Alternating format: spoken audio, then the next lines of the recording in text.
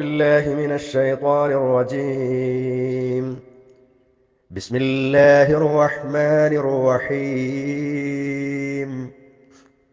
وما علمناه الشعر وما ينبغي له إن هو إلا ذكر وقرآن مبين لينذر من كان حيا ويحق القول على الكافرين.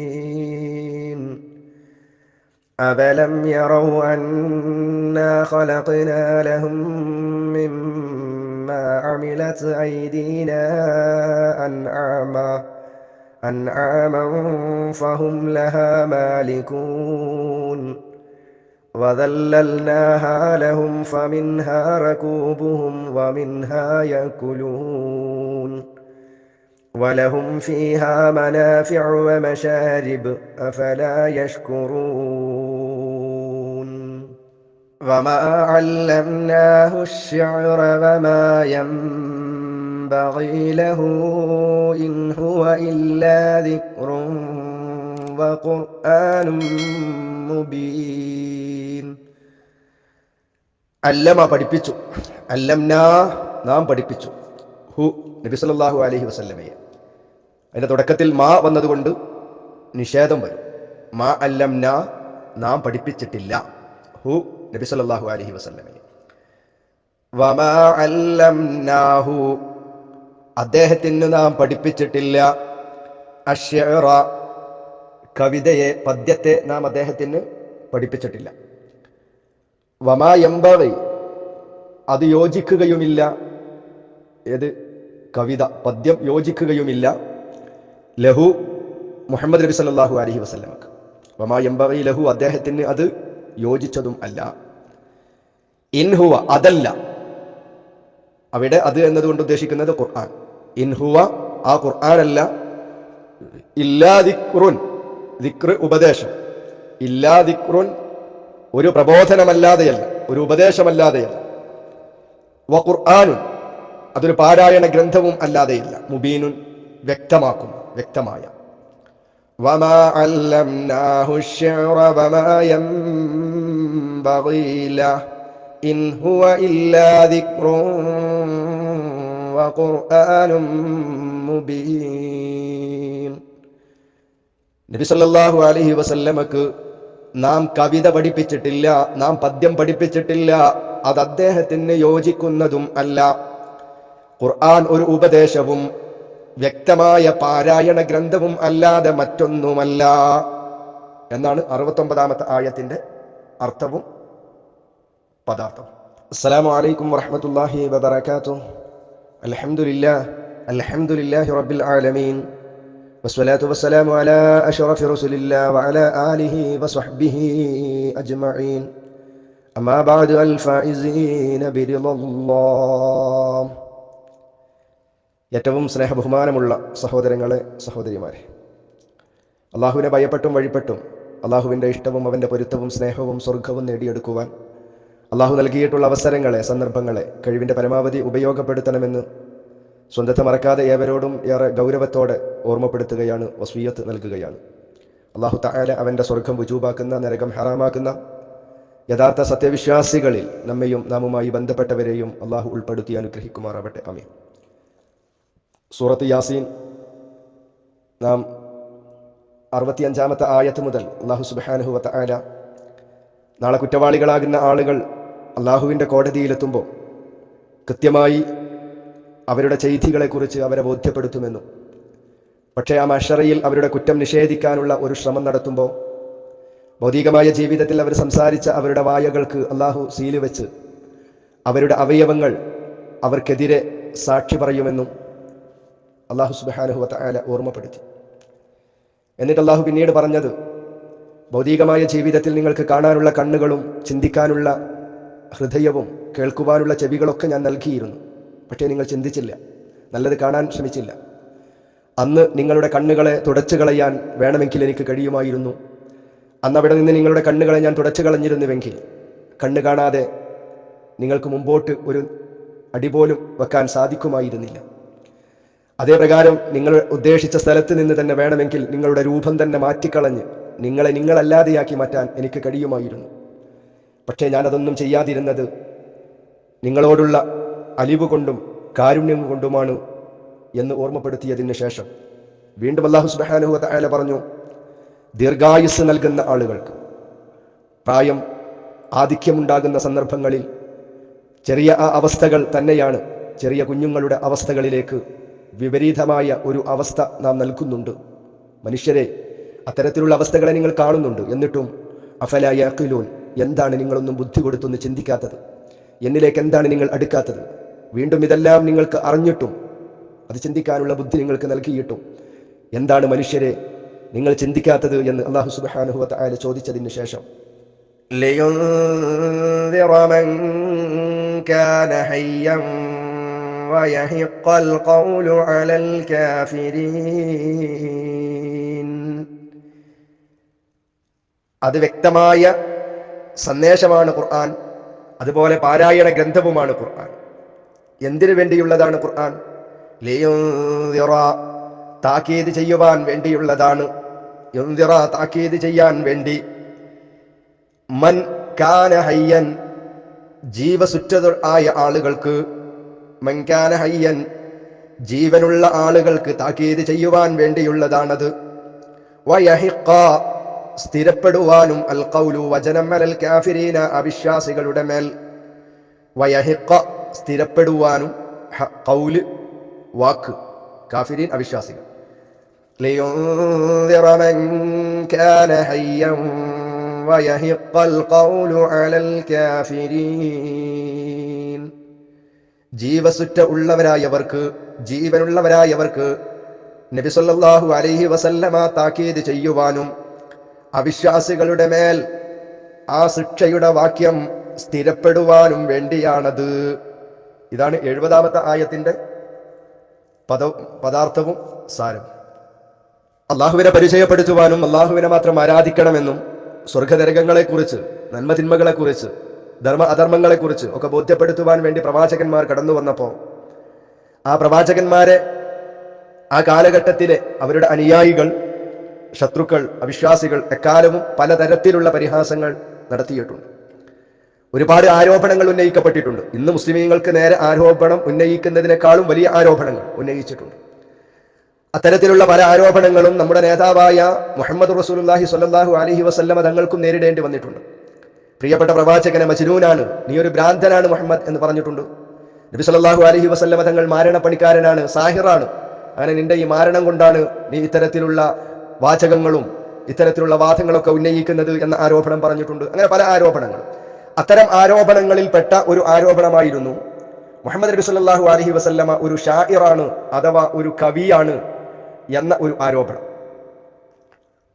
നീ കവിത രചിക്കാനുള്ള കഴിവ് നിനക്ക് ഉണ്ടായത് കൊണ്ടാണ് ഇത്തരത്തിലുള്ള ഖുർആനിന്റെ വാചകങ്ങൾ നിനക്ക് ഉദ്ധരിക്കാൻ, വളരെ സാഹിത്യ സമ്പൂർണമായ അറബി വാക്കുകൾ കോർത്തിണക്കിക്കൊണ്ട് ഇത് പറയാൻ നിനക്ക് കഴിയുന്നത് നീ ഒരു കവിയായത് കൊണ്ടാണ് എന്ന് അവിശ്വാസികളുടെ പരിഹാസത്തെ അല്ലാഹു സുബ്ഹാനഹു വ തആല ആ ശത്രുക്കൾക്ക് മറുപടി കൊടുക്കുകയാണ്. അല്ലാഹുവിന്റെ ഖണ്ഡനമാണ്. എന്താണ് അല്ലാഹു സുബ്ഹാനഹു വ തആല പറയുന്നത്? വമാ അല്ലംനാഹു അശ്ശിഅറ വമാ യൻബഗി ലഹു. നബി സല്ലല്ലാഹു അലൈഹി വസല്ലമ തങ്ങൾക്ക് ഞാൻ കവിത പഠിപ്പിച്ചിട്ടില്ല. അല്ലാഹുവിന്റെ റസൂലിന് കവിത ചൊല്ലാൻ അറിയില്ല. അത് നബി സല്ലല്ലാഹു അലൈഹി വസല്ലമയെ നാം പഠിപ്പിച്ചിട്ടില്ല. മാത്രമല്ല വമാ യൻബഗി ലഹു, ഒരു കവിയാവുക എന്നത്, കവിത ചൊല്ലുന്ന ഒരാളാവുക എന്നത്, കവിത കോർത്തിണക്കിക്കൊണ്ട് ചൊല്ലുക എന്നത് നബി സല്ലല്ലാഹു അലൈഹി വസല്ലമക്ക് യോജിച്ചതും അല്ല എന്ന് നബി സല്ലല്ലാഹു അലൈഹി വസല്ലമ തങ്ങൾക്ക് അല്ലാഹു തആല ഗുഡ് സർട്ടിഫിക്കറ്റ് നൽകുന്നു. ശത്രുക്കളുടെ വാദങ്ങളെയും ആരോപണങ്ങളെയും അല്ലാഹു തആല ഗണ്ണിക്കുകയും ചെയ്യുന്നു. അല്ലാഹു തആല പറഞ്ഞു നബി സല്ലല്ലാഹു അലൈഹി വസല്ലമക്ക് എന്തറിയില്ല? കവിത ചൊല്ലാൻ അറിയില്ല. നബി സല്ലല്ലാഹു അലൈഹി വസല്ലമയുടെ ജീവിതത്തിൽ പ്രിയപ്പെട്ട പ്രവാചകൻ ചില പദ്യങ്ങളുടെ ചില അരമുറികളൊക്കെ ചൊല്ലി നോക്കാറുണ്ടായിരുന്നു എന്ന്. പക്ഷേ മറ്റുള്ള സാഹിത്യത്തിൽ അങ്ങേയറ്റം ഒരുപാട് നല്ല കവികൾ ഉണ്ടായിരുന്ന ആ കാലഘട്ടങ്ങളിൽ നബി സല്ലല്ലാഹു അലൈഹി വസല്ലമയെ കുറിച്ച് അല്ലാഹു പറയുകയാണ്, നബിയെ അങ്ങയെ നാം കവിത പഠിപ്പിച്ചിട്ടില്ല. നബി സല്ലല്ലാഹു അലൈഹി വസല്ലം എപ്പോഴെങ്കിലുമൊക്കെ ചെറിയ അരമുറി കവിത ചൊല്ലിയാൽ തന്നെ അത് വടിവെപ്പിച്ചുകൊണ്ട് ഒന്ന് കൃത്യമായി ആ പദ്യത്തിന്റെ ആ അരവരിയെ പോലും നിർവഹിക്കുവാൻ നബി സല്ലല്ലാഹു അലൈഹി വസല്ലമക്ക് സാധ്യമാവുകയില്ല എന്ന ഹദീസുകളിൽ നിന്ന് വളരെ കൃത്യമായി മനസ്സിലാക്കാവുന്നതാണ്. ഇത്തരം നബി സല്ലല്ലാഹു അലൈഹി വസല്ലമ തങ്ങൾ കവിത ചൊല്ലുമ്പോൾ അത് ശരിയാകാതെ വരുമ്പോൾ മഹാനായ അബൂബക്കർ സിദ്ദീഖ് റളിയല്ലാഹു അൻഹു ഒക്കെ പറഞ്ഞതായി നമുക്ക് കാണാം, അള്ളാഹുവിന്റെ റസൂലെ, അങ്ങ് അള്ളാഹുവിന്റെ പ്രവാചകൻ തന്നെയാണ് എന്ന കാര്യത്തിൽ ഞാനിതാ സാക്ഷ്യം വഹിക്കുന്നു. കാരണം അള്ളാഹ് പറയാ, നബി അങ്ങേക്ക് കവിത അറിയില്ല എന്ന്, ചൊല്ലാൻ അറിയില്ല എന്ന്, അത് അങ്ങേക്ക് യോജിക്കുകയില്ല എന്നത്. അപ്പൊ പരിശുദ്ധമായ ഖുർആൻ അത് കവിതയല്ലെന്നും നബി സല്ലല്ലാഹു അലൈഹി വസല്ലമ കവിയല്ലെന്നും അള്ളാഹു പറഞ്ഞതിന് ശേഷം പിന്നീട് എന്താണ് പരിശുദ്ധ ഖുർആൻ? എന്താണ് അള്ളാഹു തആല പറയുന്നത്? ലിയുൻദിറ മൻ കാന ഹയ്യാ, ലിയുൻദിറ മൻ കാന ഹയ്യാ. അത് ജീവസുറ്റ, മനസ്സ് ജീവനുള്ള ആളുകൾക്ക് താക്കീത് ചെയ്യാൻ വേണ്ടിയുള്ളതാണ്. ജീവിച്ചിരിക്കുന്ന കാലത്ത് ജനങ്ങൾക്ക് ഉത്ബോധനം നൽകാൻ വേണ്ടിയുള്ളതാണ് പരിശുദ്ധമായിരിക്കുന്ന ഖുർആൻ. മനസ്സ് ചത്തുപോയ, ചിന്തിക്കാൻ ശേഷിയില്ലാത്ത, ചിന്തിക്കാത്ത, ചെവി കൊടുക്കാത്ത, കണ്ണുണ്ടായിട്ടും നന്മകളെ കാണാത്ത, അള്ളാഹുവിന്റെ ദൃഷ്ടാന്തങ്ങളെ കുറിച്ച് ഉറ്റാലോചിക്കാത്ത മനുഷ്യർക്ക് പരിശുദ്ധമായിരിക്കുന്ന ഖുർആനിന്റെ താക്കീത് ഒരു ഉപകാരവും ചെയ്യില്ല. പരിശുദ്ധമായിരിക്കുന്ന ഖുർആൻ ആർക്ക് താക്കീത് ചെയ്യാൻ വേണ്ടിയുള്ളതാണ്? മൻ കാന ഹയ്യ, ജീവനുള്ള ആളുകൾക്കാണ്, ജീവസുറ്റ ആളുകൾക്കാണ് എന്ന് അല്ലാഹു സുബ്ഹാനഹു വ തആല പറയുന്നു. പക്ഷേ പരിശുദ്ധമായ ഖുർആൻ ഇന്ന് ജീവനുള്ള ആളുകളെക്കാൾ കൂടുതൽ ഉപയോഗപ്പെടുത്തുന്നത് ജീവൻ പോയ ശേഷമാണ്. ജീവസുറ്റ ആളുകൾക്ക് അത് പറഞ്ഞു കൊടുക്കുവാൻ പരിശുദ്ധമായ ഖുർആനിൽ അല്ലാഹു സുബ്ഹാനഹു വ തആല മനുഷ്യരെ നമ്മെ വിളിച്ചുകൊണ്ട് അല്ലാഹുവിന്റെ ആയത്തുകൾ കാണിച്ചു തന്നുകൊണ്ട് അല്ലാഹുവിനെ മാത്രമേ ആരാധിക്കാവൂ, അല്ലാഹു അല്ലാത്തവരെ ആരാധിച്ചിട്ടുണ്ടെങ്കിൽ അവനോട് ഇസ്തിഗാസ നടത്തിയാൽ, അവർക്ക് നേർച്ച വഴിപാടുകൾ നടത്തിയാൽ, അല്ലാഹുവിനെ മതിമറന്നുകൊണ്ട് ഈ ലോകത്ത് ജീവിച്ചാൽ വരാനിരിക്കുന്ന ഭയാനകരമായ ശിക്ഷ ഇന്നതായിരിക്കുമെന്നൊക്കെ അല്ലാഹുവിന്റെ കൃത്യവും വ്യക്തവുമായ താക്കീതുകൾ പരിശുദ്ധമായ ഖുർആനിൽ നിറഞ്ഞുണ്ടായിട്ടും നമ്മുടെ സമൂഹത്തിൽ പല ആളുകളും ആ പരിശുദ്ധ ഖുർആനിനെ പഠിക്കാൻ തയ്യാറാകുന്നില്ല. വിവരമുള്ള ആളുകൾ അത് ജനങ്ങൾക്ക് പഠിപ്പിച്ചു കൊടുക്കാനും തയ്യാറാവുന്നില്ല. പരിശുദ്ധ ഖുർആനിന്റെ ആയത്തുകൾ പഠിപ്പിച്ചു കൊടുക്കുന്നതിന് പകരം എല്ലാ കഥകളും, മായാവി കഥകളും, സൂഫി കഥകളും പറഞ്ഞുകൊണ്ട് ജനങ്ങളുടെ സമയം കളയുകയും അവരുടെ സമ്പത്തും അവരുടെ മനസ്സും പോക്കറ്റടിച്ചുകൊണ്ട് അവർക്ക് വലുതാകണം, അവർക്ക് വലിയ ആളുകളാവണം, വലിയ സ്ഥാപനങ്ങൾ ഉണ്ടാക്കണം എന്നതല്ലാതെ മനുഷ്യരെ നന്നാക്കണമെന്നോ അവരുടെ പരലോകം രക്ഷപ്പെടണമെന്നോ അവരെ സ്വർഗത്തിലേക്ക് എത്തിക്കണമെന്നോ എന്ന ചിന്ത പലപ്പോഴും വിവരമുണ്ട് എന്ന് പറയുന്ന ആളുകൾക്ക് പോലും ഇല്ല എന്നത് പ്രിയപ്പെട്ട സഹോദരങ്ങളെ നമുക്കൊക്കെ വളരെ കൃത്യമായി വ്യക്തമായി മനസ്സിലാകുന്നതാണ്. ഇവിടെ നാം അറിയേണ്ടത് പരിശുദ്ധ ഖുർആൻ ജീവിച്ചിരിക്കുന്ന കാലഘട്ടത്തിൽ പറഞ്ഞു കൊടുക്കാൻ കഴിയണം. ജീവനുള്ള കാലത്താണ് മനുഷ്യരോട് പറയേണ്ടത് മനുഷ്യരെ കള്ളു കുടിക്കാൻ പാടില്ല, വ്യഭിചാരത്തിലേക്ക് അടുക്കരുത് എന്ന് പറയേണ്ടത് എപ്പോഴാ? ജീവിച്ചിരിക്കുന്ന കാലഘട്ടത്തിലാണ്. മരിച്ചതിന് ശേഷം, മരണപ്പെട്ടതിന് ശേഷം, മരണപ്പെട്ടു പോയ മനുഷ്യന്റെ അരികെ ഇരുന്നു കൊണ്ട് വീട്ടിലുള്ള ആളുകളും നാട്ടുകാരും കൂട്ടുകാരും അയൽപക്കക്കാരും പള്ളിയിലുള്ള ആളുകൾ എല്ലാവരും കൂടെ കൂടിയിട്ട്, മോനെ ഈ കള്ളു കുടിക്കാൻ പാടില്ല, കള്ള് വലിയ തിന്മയാണ്, ആ കള്ളു കുടിച്ചിട്ട് വലിയ മോശമാണ്, വിചാരത്തിലേക്ക് അടുക്കാൻ പാടില്ല, പലിശ വാങ്ങാൻ പാടില്ല, കൊടുക്കാൻ പാടില്ല, നല്ലവനായി ജീവിക്കണം മോനെ, അള്ളാനെ മാത്രം വിളിക്കുന്നവനാകണം മോനെ മോളെ എന്ന് മരിച്ചതിന് ശേഷം പറഞ്ഞു കൊടുത്തിട്ട് വല്ല കാര്യമുണ്ടോ? ഇന്ന് സമുദായത്തിൽ കാണുന്നത് അതാണ്. മരിച്ചതിന് ശേഷം വീട്ടിലേക്ക് എല്ലാവരും കൂടെ വന്ന് ആ മരിച്ചതിന് ശേഷം ആ മരിച്ചുപോയ മയ്യത്തിനെ ഉപദേശിക്കുന്ന, ആ മരിച്ച മയ്യത്തിന് വേണ്ടി പരിശുദ്ധമായ ഖുർആൻ ഓതി ഹദിയ ചെയ്യുന്ന വളരെ വേദനാജനകമായ അവസ്ഥയാണ് നമ്മുടെ രാജ്യത്ത് മുസ്ലിമീങ്ങൾ എന്ന് പറയപ്പെടുന്ന ആളുകളിൽ പോലും പ്രിയപ്പെട്ട സഹോദരങ്ങളെ കാണാൻ കഴിയുന്നത്, അല്ലേ? എന്നാ മഹാനായ ഇബ്നു കസീർ റഹിമഹുല്ലാ സൂറത്തുൻ നജ്മിന്റെ വിശദീകരണത്തിൽ പറഞ്ഞതായി കാണാം, പരിശുദ്ധമായ ഖുർആൻ പാരായണം ചെയ്ത് അത് മരിച്ചവർക്ക് ഹദിയ ചെയ്യുക എന്ന പതിവ് അള്ളാഹുവിന്റെ റസൂൽ നടത്തിയിട്ടില്ല. അള്ളാഹുവിന്റെ റസൂലിന്റെ ജീവിതകാലത്ത് ആയിരക്കണക്കിന് സ്വഹാബികൾ മരണപ്പെട്ടു പോയിട്ടുണ്ട്. പലരും ഷഹീദായിട്ടുണ്ട്. പലർക്കും സാധാരണ ഗതിയിലുള്ള മരണങ്ങൾ ഉണ്ടായിട്ടുണ്ട്.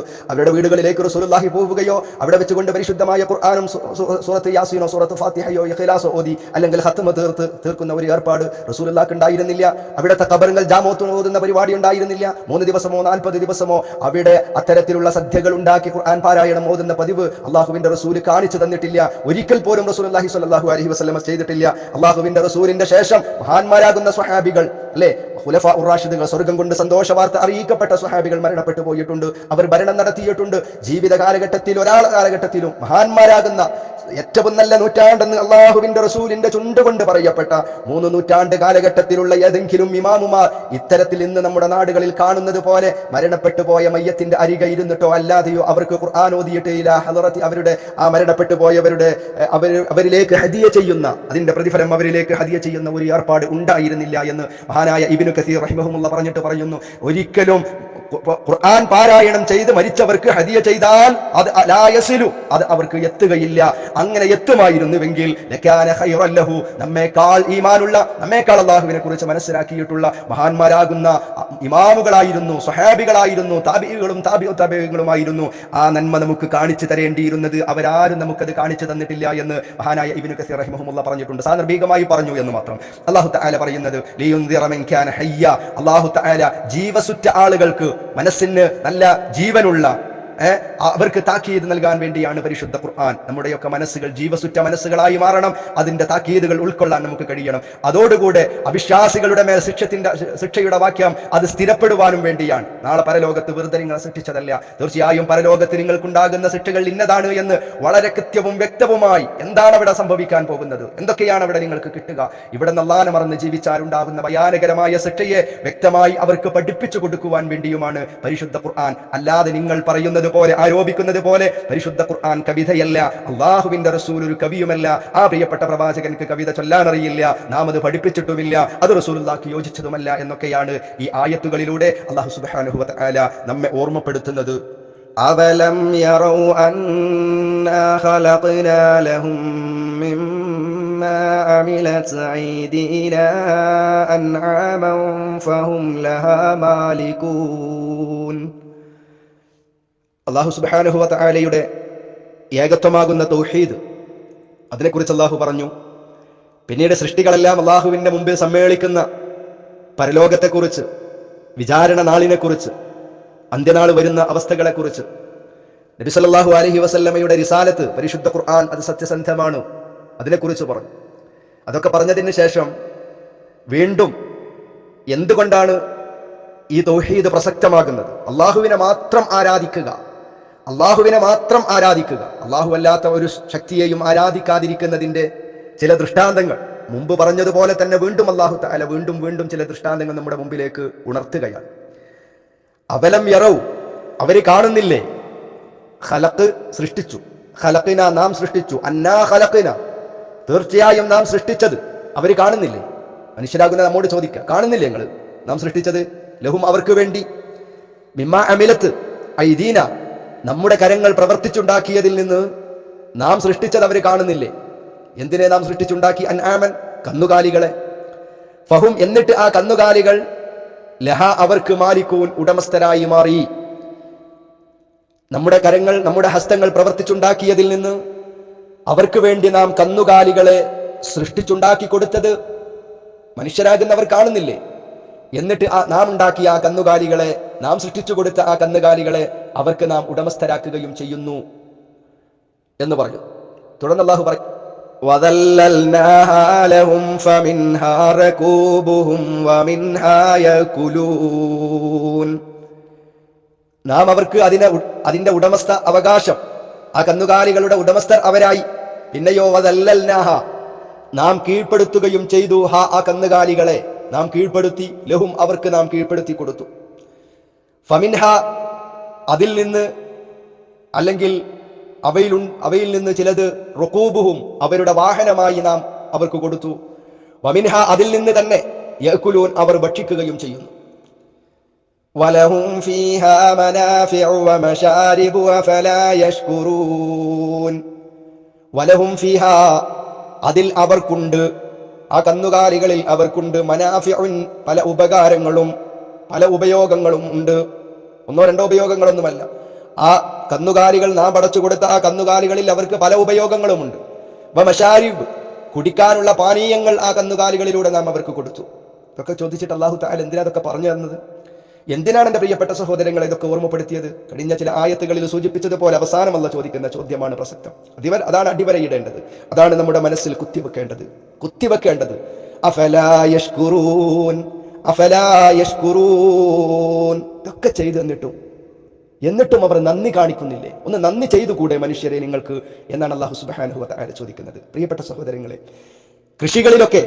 കൃഷികളിലും മറ്റു വസ്തുക്കളിലുമൊക്കെ ചെറിയ രീതിയിലെങ്കിലും മനുഷ്യരാകുന്ന ആളുകളുടെ ഇടപെടലുകളുണ്ട്. അവിടെ വിത്ത് വിതക്കാനും ഞാറ് നടാനും അല്ലെ മറ്റുള്ളതൊക്കെ അത് കൊയ്തെടുക്കാനും ഒക്കെ മനുഷ്യരാകുന്ന ആളുകളുടെ ഇടപെടലുകൾ ഉണ്ടാകണം. എന്നാൽ ഇവിടെ അല്ലാഹു സുബ്ഹാനഹു വ തആല പറഞ്ഞത് എത്ര വ്യക്തമാണ്. കന്നുകാലികളുടെ സൃഷ്ടിപ്പുകളിൽ മനുഷ്യർക്ക് ഒരു നിലക്കുമുള്ള ഒരു പങ്കാളിത്തവും ഇല്ല എന്നതാണ്.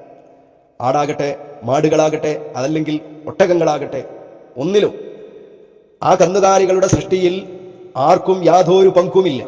അതെല്ലാം അള്ളാഹുവിന്റെ പ്രവർത്തനങ്ങളിൽ മാത്രം പെട്ടതാണ്. അതുകൊണ്ട് അള്ളാഹു അവിടെ പറഞ്ഞത് അമിലത്ത് ഐദീന, നമ്മുടെ കരങ്ങൾ പ്രവർത്തിച്ചുണ്ടാക്കിയതിൽ നിന്ന് അവർക്ക് നാം കന്നുകാലികളെ സൃഷ്ടിച്ചു കൊടുത്തിട്ടുണ്ട്. ഫഹും ലഹാ മാലിക്കൂൻ, എന്നിട്ട് അള്ളാഹു തന്നിട്ടുള്ള ആ കന്നുകാലികളെ അവരുടെ ഉടമസ്ഥരാക്കി മാറ്റി. അതിന്റെ ഉടമസ്ഥർ, അവർക്ക് ഇത്ര ആടുകളുണ്ട്, ആ ആടുകളുടെ ഉടമസ്ഥാവകാശം അവർക്ക് കൊടുത്ു. ചില ആളുകൾക്ക് കുറെ പോത്തുകളുണ്ട്, കുറെ പശുക്കളുണ്ട്, ഒട്ടകങ്ങളുണ്ട്. അതിൻ്റെ ഒക്കെ ഉടമസ്ഥർ അവരാക്കി മാറ്റി എന്ന് അല്ലാഹു തആല പറയുന്നു. പിന്നീട് പറയുന്നത് വദല്ലൽനാഹാ ലഹും ഫമിൻഹാ റകൂബുഹും വമിൻഹാ യഅകുലൂൻ, അവയെ അവർക്ക് നാം വിധേയമാക്കി കൊടുക്കുകയും ചെയ്തിരിക്കുന്നു. അല്ലേ, വലിയ വലിയ ആനകളും അതുപോലെ ഒട്ടകങ്ങളും വലിയ ആരോഗ്യമുള്ള നല്ല ആരോഗ്യമുള്ള പശുക്കളും പോത്തുകളും ഒക്കെ മനുഷ്യർ അതിനെ വിധേയമാക്കുകയും അതിനെ നിയന്ത്രിക്കുകയും അത് വിളിച്ചാൽ അങ്ങോട്ട് വരികയും അവരുടെ ആ ഉടമസ്ഥർ പറയുന്നതിനനുസരിച്ച് കൊണ്ട് ചെയ്യുകയും ചെയ്യുന്നത് നമ്മളൊക്കെ കാണുന്നതാണ്.